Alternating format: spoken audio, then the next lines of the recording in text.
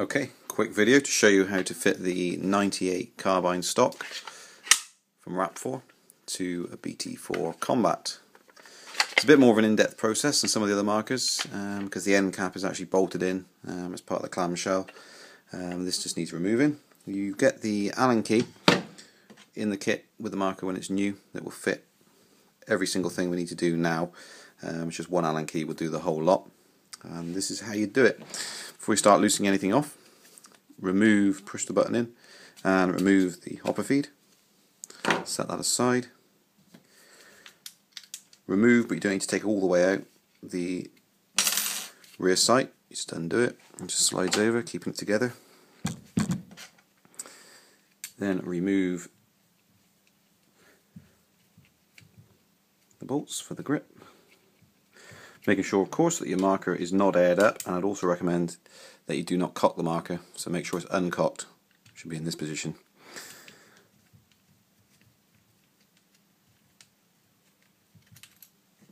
Pull those two out.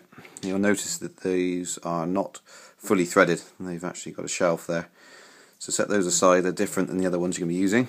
Push the Allen key through into the hole where you've just taken the bolt out from, and push, and you'll notice there's the receiving end there.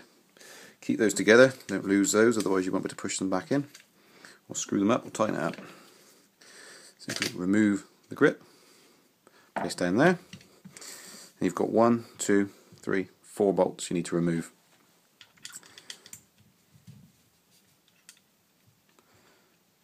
Now the aim of this is not to be separating the shells completely. It's actually possible to fit the stock without removing all the components of the marker, which will save you putting it back together again.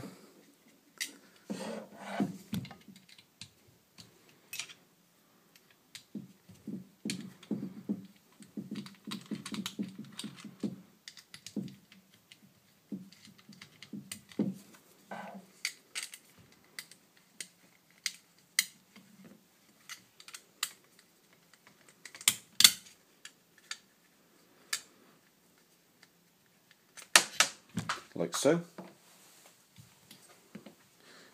Okay, now the bit of importance is the back piece here.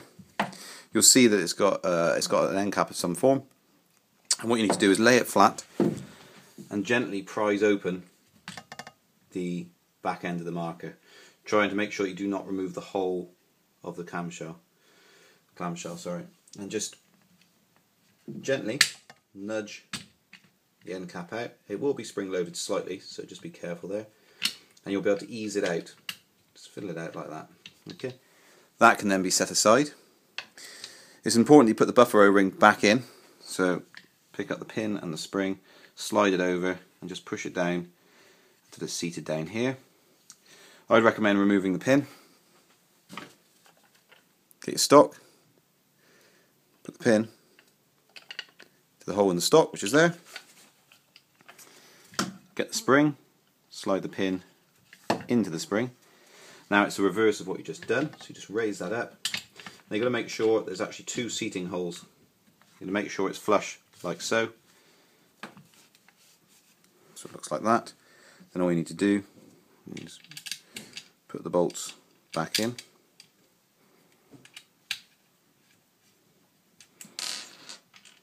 One by one.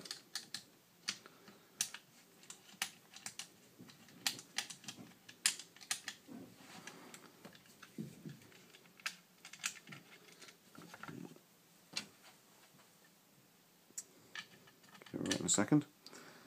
Nope, that's not the right one. Yeah.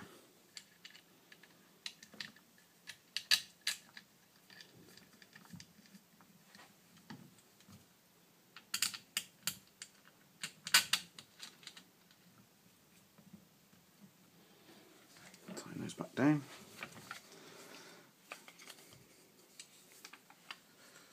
So look at this one.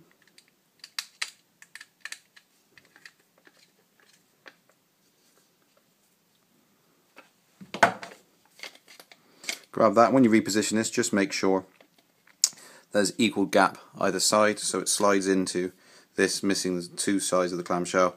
It just slides and slots in like so. You need to put that component in first on the opposite side, seat it correctly. It's a cutout for it in the grip. Just slot it in, then you can get the actual bolt, and that bolt will screw into that component. Make sure that's screwed down tightly. So.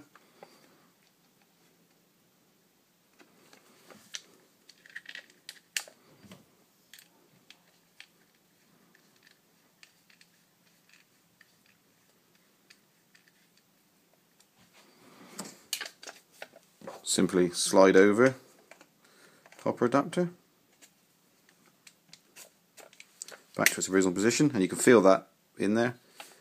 You can feel where it actually the ball will come through. In fact, if you do that, look, on that side, you will see that there's a gap there. That needs to be put back into its original position so the ball to feed through correctly, like so, and it'll click into place once it's in position. Rear sight, simple case of sliding that back over, flush with the end, the body of the marker. Clamp that back up, and there you have it.